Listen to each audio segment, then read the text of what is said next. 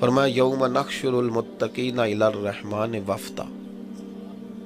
کبھی آیت کے خالی ترجمے کا مزہ لیں آپ.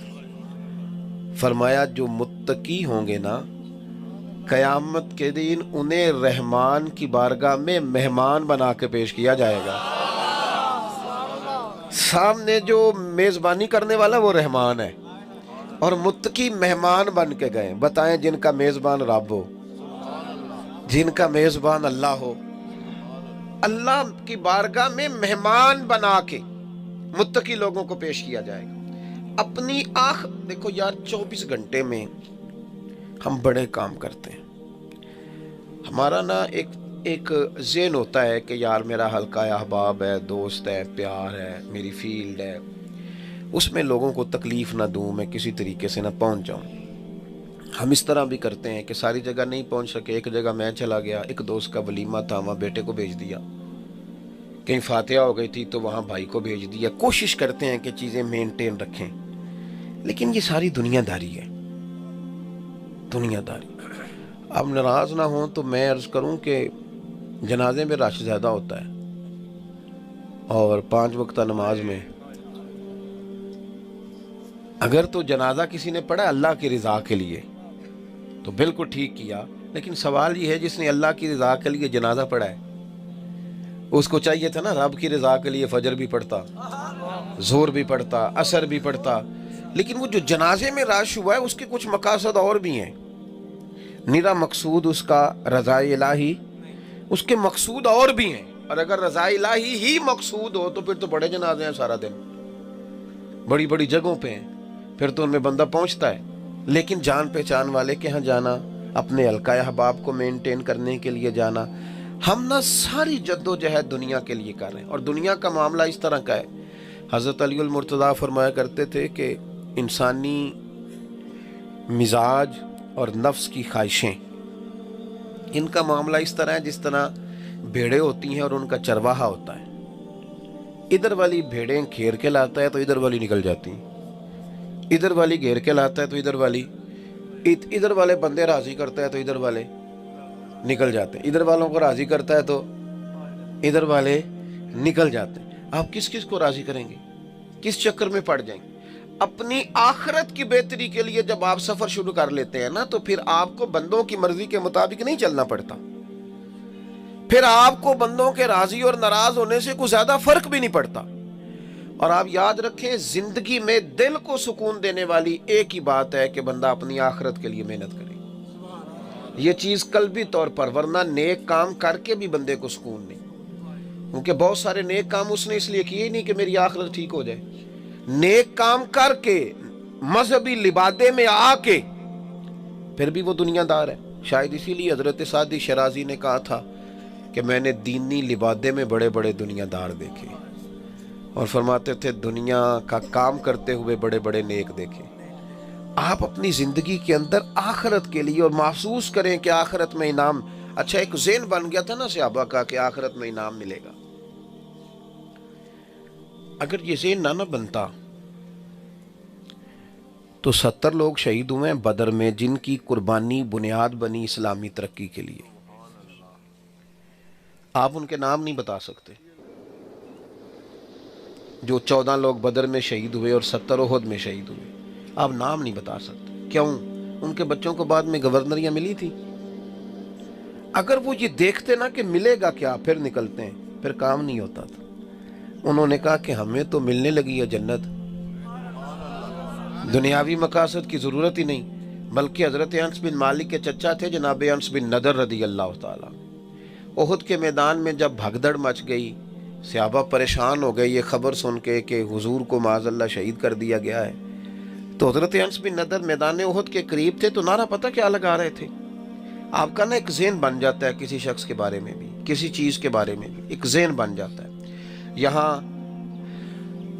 علامہ صاحب اعلان کر دینا کہ میں نے مولانا کو کراچی سے بلایا ہے، تو وہ چاہے میری طرح کا سب سے زیادہ نکمہ ہو، آیا تو کراچی سے ہے نا، تو ذہن بن گیا دور سے آیا ہے. بندہ دلچسپی سے جاتا ہے اور اس کے پڑوس میں شیخ الحدیث بھی بستا ہو، لیکن چونکہ پڑوسی ایک ذہن ہوتا ہے نا، ایک مزاج ہوتا ہے. تو صحابہ کا ذہن بن گیا تھا کہ جنت ہمارا ٹھکانہ ہے. ہمارے ہاں تو نعت کا مذاق کر دیتے ہیں جنت کو، مذاق کرتے ہیں، کہندے ہو رہے تو کیڑی جنت دیاں گلاں کردا، میں کہ او دیاں جدیاں اللہ نے کیتیاں قرآن پاک سے، جدیاں نبی پاک نے کیتیاں۔ آپ پتہ نہیں کہاں بستے ہیں، کہاں سے آپ نے یہ چیز سیکھی ہے کہ آپ دین کے جو مسلمہ اصول ہیں ان پر بھی آپ معاذ اللہ اس طرح کا رویہ اختیار کرتے ہیں؟ یہ تو انداز ہی ٹھیک نہیں۔ نبی رحمت سید عالم صلی اللہ تعالی علیہ وآلہ وسلم کے صحابی اب مزاج بن گیا نا جنت کا، اور ذہن بن گیا کہ یہ اللہ نے جو ہمارے لیے چیز تیار کی وہ کمال ہے، تو میدان احد میں احد پہاڑ کے قریب حضرت انس بن نضر کھڑے ہو گئے اور صحابہ کو آواز دیتے تھے، کہتے تھے او نہ پریشان ہو جاؤ، نہ ادھر ادھر بکھرو، ادھر آؤ ادھر آؤ، یہ دیکھو مجھے احد پہاڑ کے اندر سے جنت کی خوشبو آ رہی ہے۔ آپ اپنا ذہن کچھ تھوڑا سا، میں آپ سے عرض کروں، بندہ دنیا کے لیے جیتے جیتے نہ اپنا دل سخت کر بیٹھتا ہے، دنیا کے لیے جتنا وہ زندگی گزارتا ہے طبیعت سخت ہوتی جاتی ہے۔ آپ بندوں کا دھیان رکھنے لگ جائیں تو ایک بہت بڑی آزمائش کا آپ شکار ہیں۔ آپ اپنا کام کرتے رہیں، اپنا سفر جاری رکھیں۔ گھوڑا جب دوڑتا ہے نا تو اس کے پیروں کو جھاڑیاں جھوڑیاں لگ جاتی ہیں، لیکن وہ جب دوڑتا رہے تو وہ رستے میں اتر بھی جاتی ہیں، وہ ٹھہرتا نہیں۔ آپ یہ سفر، اس سفر پر توجہ دیں کہ آپ جو سفر کر رہے ہیں وہ جنت کا ہے۔ آپ جب یہ والا سفر کرتے ہیں نا، جو سفر خیر کا ہو، تو یہ تھکاتا نہیں، آپ اکتاتے نہیں، ورنہ تو اگر آپ کے ذہن میں خیر خواہی نہ ہو اور للہیت نہ ہو اور خلوص نہ ہو تو بہت سارا یہ بالکل دینی کام کرتے کرتے بھی بعض لوگ تھکنے لگتے ہیں۔ خلوص ایک ایسی چیز ہے، للہیت، جو آپ کے دل میں آسانی پیدا کرتی ہے۔ باتیں زیادہ نہیں کرنی، سمیٹتا ہوں۔ صحیح بخاری میں حدیث ہے، حضرت ابو ہریرہ رضی اللہ تعالیٰ عنہ فرماتے ہیں، ہم حضور کی بارگاہ میں حاضر تھے تو ایک مرگی کی مریضہ مائی آئی، بوڑھی عورت، خاتون۔ اس نے آ کے عرض کی، یا رسول اللہ صلی اللہ تعالیٰ علیہ وسلم، مجھے مرگی کی تکلیف ہے، بڑی آزمائش میں، میرے لیے دعا کر دیں۔ سرور کائنات علیہ السلام نے تو حضرت عبداللہ بن عتیق رضی اللہ تعالیٰ عنہ کی تو ہڈی ٹوٹ گئی تھی، لعاب دہن لگایا، اللہ نے شفا دے دی، بخاری میں موجود ہے۔ حضرت مولا علی کی آنکھوں کو حضور اگر اپنا لعاب دہن لگا دیں تو شیر خدا فرماتے ہیں دکھتی آنکھیں پہلے سے بھی زیادہ روشن ہوں۔ یہ اللہ نے حضور کے وجود کو، وجود نور کو برکت والا بنایا۔ لیکن آج ایک اور پہلو حضور نے سمجھایا امت کو۔ خاتون نے عرض کی، یا رسول اللہ مجھے مرگی ہے، میرے لیے دعا کریں۔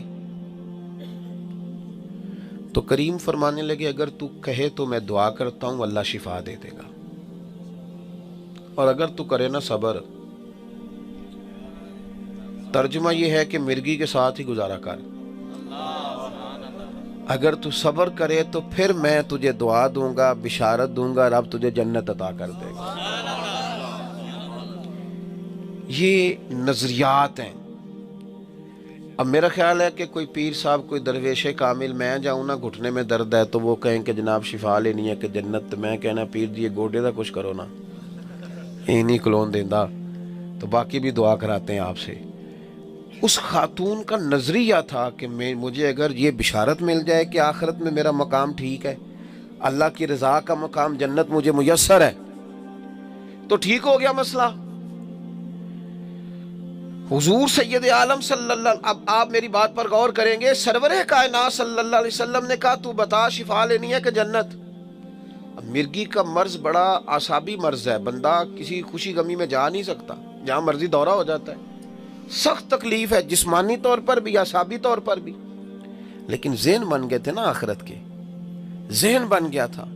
اس خاتون نے منٹ نہیں لیا سوچنے میں، عرض کرنے لگی، حضور آپ مہربانی کریں، دعا کریں رب مجھے جنت ہی عطا کرے۔ اس کی بات کا معنی یہ ہے کہ حضور میں کر لوں گی گزارا مرگی کے ساتھ، ہو جائے گا، میری آخرت بچ جائے، آخرت ٹھیک ہو۔